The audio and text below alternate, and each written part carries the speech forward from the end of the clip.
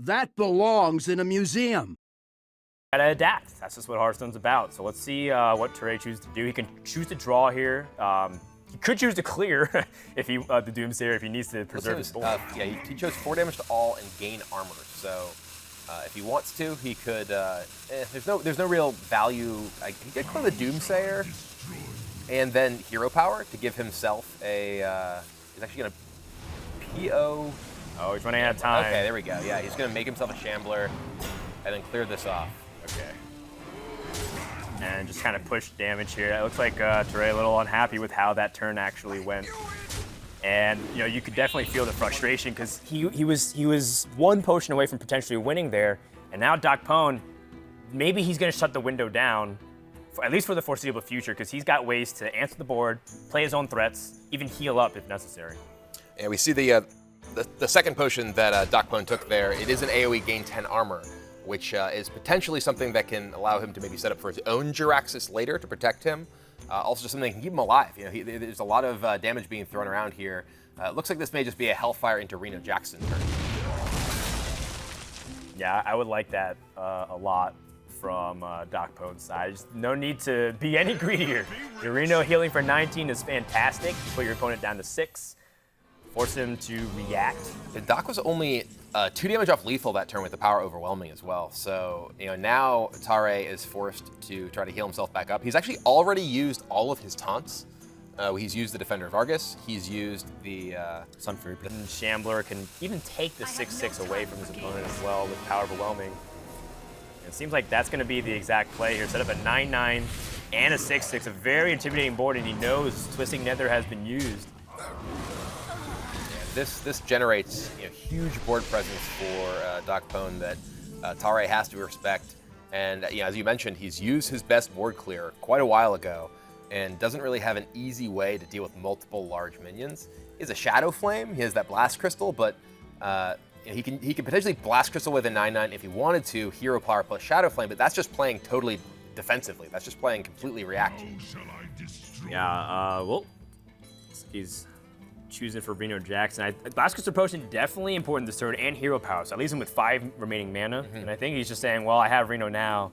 Might as well just get the 6 heal. You're not healing for much more, I guess. And you're playing a 4/6 either way, the Twilight Drake or Reno Jackson.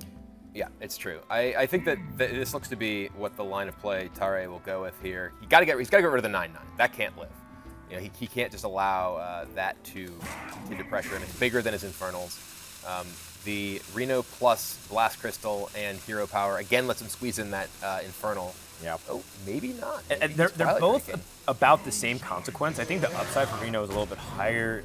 I'm looking at some of the cards that might be in Teray's remaining deck, but it's like Imp Gang Boss, things like Mistress of Mixtures himself, Spellbreaker. He's really running thin on actual follow-up to this. He's going to need his Infernos to do a lot. And DocPwn's got a lot of options. He could potentially Shadow Flame plus, say, I don't know if he played as Demon Wrath, not a card I was tracking. I don't believe Teray is using Demon Wrath. That ends up being the worst case scenario. Oh, wow. Okay, interesting. All right, this looks like all right. He's trying to tempo his opponent here. Yeah, he just wants to go face here. Looks like he may be just saving Ragnaros for just 8 damage. That he's looking to rely on that just kind of as a finishing blow rather than give Teray any opportunity to deal with it just as a minion. Right. And looks like Teray's back's to the wall here. He's run the risk of discarding Reno. That does mean he can't Reno this turn. That's true. But he, that sort of has to weigh the threat of, can I die? Do I need to play Reno? I think Shadow Flame in the Inferno makes a lot more sense then. And, maybe Teray starts putting out the 6 Swamp Boost for pressure. Yeah, it looks like that's exactly what he's going to do.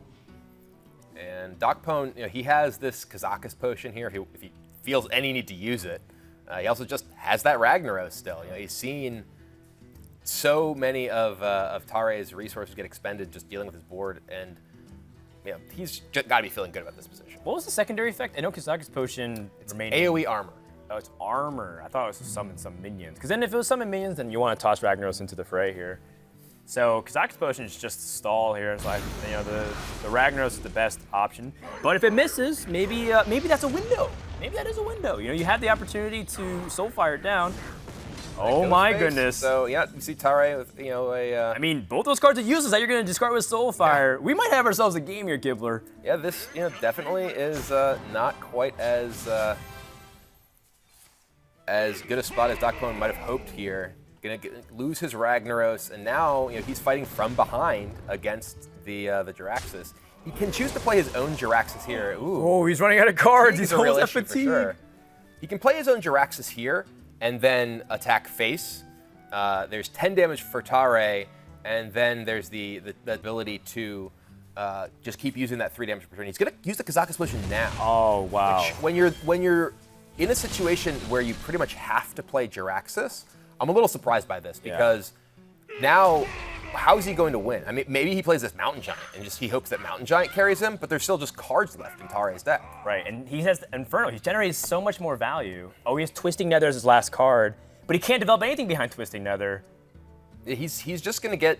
he's just removing. He needs to do something to win the game. Yeah, this is why the previous turn, I would have liked to see just Jiraxis. Jiraxis punch your opponent in the face.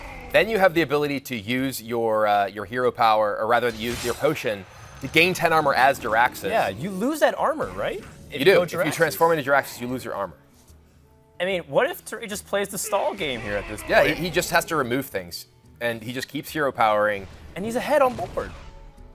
Yeah, the player who is Jiraxis is generally advantaged, and then there's the player who is not incredibly deep into fatigue is generally advantaged. Oh, no, it's not going to go 1-for-1 because he's got the Mountain Giant. He can't answer the Mountain Giant. Right. Yeah. That's going to steal the game, Brian.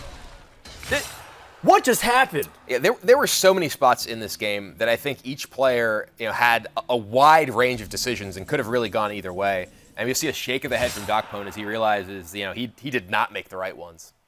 I mean, Tare knows the last card possible is Jiraxis, and he has nothing to fear, because if he plays Abyssal Forcer and Hero Power, DocPwn guarantees loses, because he's dead on board. Mm-hmm. And Tare, he's got every opportunity to tie up the series, and what should have been a guaranteed victory for DocPwn at some point in this game feels like it was just a thrown victory.